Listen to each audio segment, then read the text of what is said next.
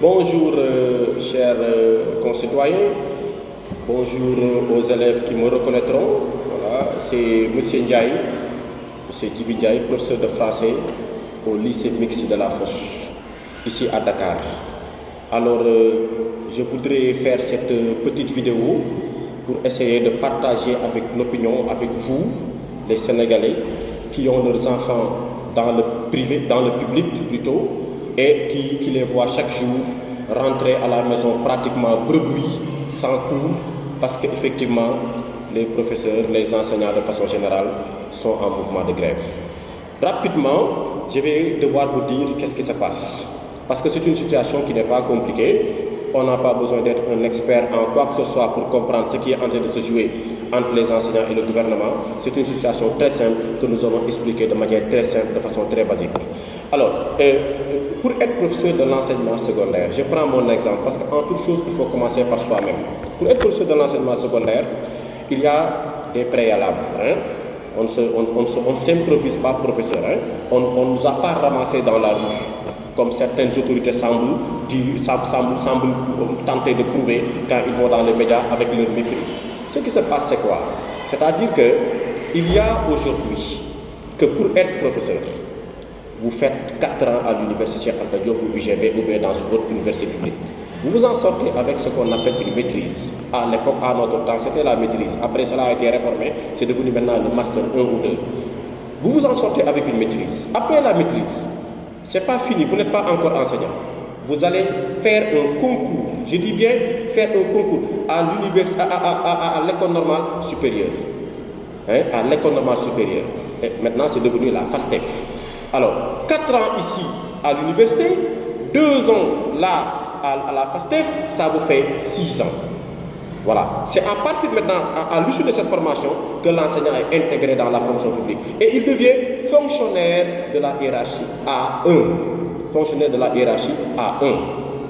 Alors, sur ces entrefaites, en ce même moment, il y a un autre camarade de chambre de l'étudiant que j'étais moi quand je faisais ma maîtrise. Un camarade de chambre, un camarade de faculté, une connaissance que j'avais à l'université, qui a réussi lui aussi à obtenir sa maîtrise, comme moi.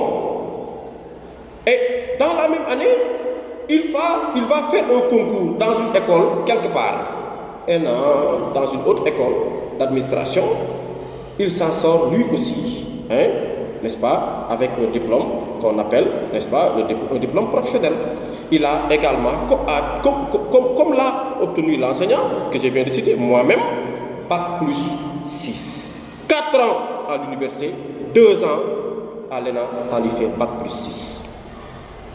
Alors, une fois que ces deux-là maintenant se retrouvent dans la fonction publique, avec les mêmes qualifications, les mêmes années d'études, avec les mêmes performances, avec la même, véritablement, abnégation dans les études, etc., l'État du Sénégal décide que oui, celui qui est sorti des autres écoles, qui est devenu aujourd'hui inspecteur des impôts, qui est devenu aujourd'hui travailleur au trésor, qui est devenu quelque part un cadre, celui-là est plus méritant que l'enseignant qui a fait les mêmes années d'études, qui a obtenu les mêmes diplômes et qui a eu effectivement les mêmes performances dans les universités et dans les écoles publiques.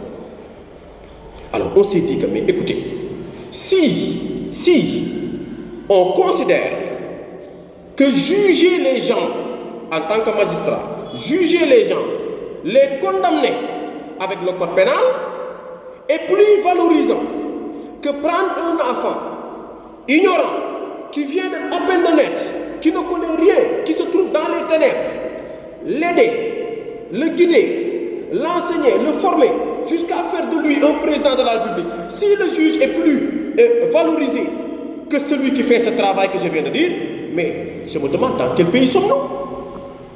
Mais qui a formé le juge? Qui a formé le juge? Qui a formé l'administrateur civil? Qui a formé le gendarme? Qui a formé le policier? Qui a formé qui? Qui a formé qui? Répondez. C'est l'enseignant qui forme tout le monde.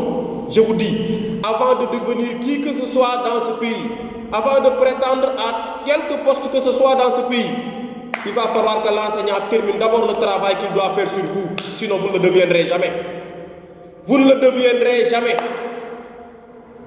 Donc il faut qu'on se respecte dans ce pays. Au nom de quoi un inspecteur du trésor, ou bien un magistrat, ou bien un inspecteur des impôts devrait avoir une unité de logement de 800 000 francs, alors que l'enseignant se retrouve avec 80 000.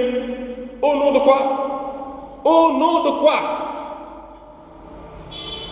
Celui qui a en charge de faire de ce pays un pays où les gens sont réveillés, sont intelligents, et que c'est des gens qui soient aptes à assurer des fonctions au niveau de l'administration, c'est celui-là qui est aujourd'hui le plus appauvri.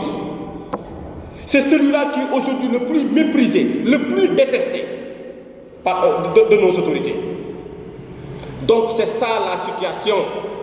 On a les mêmes diplômes que ces gens-là qui aujourd'hui sont en train de se pavoiser avec des voitures de 100 millions, de 200 millions, et que personne ne parle. Il faut qu'on soit quand même dans une situation où chacun doit se regarder les yeux dans les yeux et qu'on se respecte dans ce pays. Les enseignants ne sont pas des va-nu-pieds. Nous ne sommes pas vos paillassons sur lesquels vous venez vous essuyer. Nous sommes des gens respectables, qui ont fait des études respectables, qui ont des diplômes que beaucoup dans ce pays n'ont pas. Ça, je vous le dis tout de suite. Les enseignants font partie des gens les plus diplômés de ce pays. On forme tout le monde. Il faut arrêter. Vous n'êtes pas plus compétents que nous. Ce n'est pas parce que vous gérez le budget, ce n'est pas parce que vous êtes au trésor, ou bien ce n'est pas parce que vous recueillez les impôts que vous êtes plus méritant que les gens. Il faut arrêter. Il faut arrêter. Et je vous dis, le président de la République a intérêt à régler ce problème-là. Sinon, cette école-là, on va la fermer. Et définitivement. On va la fermer et définitivement. Parce que là, les enseignants sont très remontés. Parce que ce qui se passe dans ce pays, ce n'est pas une injustice. Il faut qu'on veille bien à l'exactitude des termes. Il faut qu'on veille à l'exactitude des termes. Ce qui se passe dans ce pays, ce n'est pas une injustice. Ce qui se passe dans ce pays, c'est une discrimination. Les enseignants sont discriminés. C'est Macky Sall lui-même, président de la République, qui a demandé à ce qu'un cabinet indépendant, lui fasse une étude exhaustive sur la situation du système de paiement dans la fonction publique. Et dans cette étude, non seulement les experts ont dit clairement au président de la République que les enseignants sont lésés, sont injustement écartés pratiquement de tout ce qui est avantage, mais également dans l'étude, ces gens-là ont constaté tellement d'imperfections qu'ils ont dit au président de la République, fais attention, arrête de d'octroyer des indemnités, d'augmenter des salaires ou bien de donner des émoluments tant qu'on n'a pas encore absorbé cette situation-là, tant que vous ne trouverez pas une solution. C'est ça que l'étude a dit au président de la République et lui a recommandé. Qu'a fait le président de la République? Du mois de décembre à aujourd'hui, pratiquement, il y a eu 3 décrets d'augmentation qui vont pratiquement qui vont de 400 000 à 100 000 francs pour des corps qui sont loin, qui sont bien, je dis bien loin d'être plus méritants que les enseignants. Prenez le cas du ministère du Travail. L'inspecteur du travail, il a 400 000 francs d'indemnité qu'on lui a donné le mois de janvier. Ce même mois de janvier, il a eu pratiquement 400 000 francs d'augmentation de salaire. Je ne parle pas de salaire, 400 000 francs d'indemnité qui vient s'ajouter à son salaire. Est-ce que vous savez que ces 400 000 francs-là, je ne parle pas de son salaire, c'est 400 000 francs qu'on a ajouté à l'inspecteur du travail, qui est de la même hiérarchie que moi, A1, qui n'est pas plus méritant que moi, qui ne rend pas plus de services à ce pays que moi. Ce 400 000 francs-là, tout pratiquement, je ne peux pas l'avoir moi dans mon salaire. Mon salaire, rien que ces 400 000 dépasse le salaire que je perçois moi en tant que professeur de la hiérarchie A. Ça dit que c'est ça qui est extraordinaire. Nous les enseignants, quand on a lu ces décrets, et il ne l'a pas seulement fait pour les inspecteurs du travail, pour qui il a donné 400 000 francs. ce qui dépasse même le salaire de l'enseignant qui est en service au lycée. Il l'a fait également au ministère de l'Agriculture. Vous savez ce qu'il a créé? Une indemnité agricole. Ça fait même rire. Indemnité agricole. Là, c'est quoi? 350 000, 300 000. Et bizarrement, même les agents qui sont d'une hiérarchie inférieure, croyez-moi, bénéficient de plus de largesse de la part du gouvernement que des enseignants. Les enseignants sont complètement laissés à leur sort. Cette situation-là, nous n'allons plus l'accepter. Voilà, cette situation, nous n'allons plus l'accepter. Maintenant, il est temps que Macky Sall, s'il est le père de la nation, comme on le dit, s'il est le président de la République, à moins que d'autres fonctionnaires soient les présidents de la République et prennent des décisions. Si c'est Macky Sall qui est le président de la République, que Macky Sall mette tous les Sénégalais au même pied d'égalité. Il faut que les fonctionnaires soient installés tous dans leurs droits. Sinon, croyez-moi, cette grève-là sera très loin de connaître son épilogue. On ne va pas accepter d'être les agneaux du sacrifice. On ne va plus l'accepter. Les enseignants sont assez précarisés comme ça. Un fonctionnaire de la hiérarchie A qui roule en Jakarta, qui donne à peine, qui a du mal même à donner la dépense quotidienne correctement chez lui. Tous les enseignants, 95% des enseignants sont sous location, sont des locataires. Pendant que d'autres corps, d'autres fonctionnaires, moins méritants que l'enseignant, construisent des buildings, roulent avec des voitures de 100 millions. Vous croyez que ça c'est normal? Vous croyez que ça c'est normal? On vous dit que non, un partage n'est jamais équitable. Oui, le partage de Dieu n'est pas équitable. Le partage de Dieu n'est pas équitable. Lui, c'est Dieu. Mais là, nous sommes entre humains. Il faut qu'on se regarde les yeux dans les yeux et que tout le monde puisse avoir la part qu'il mérite.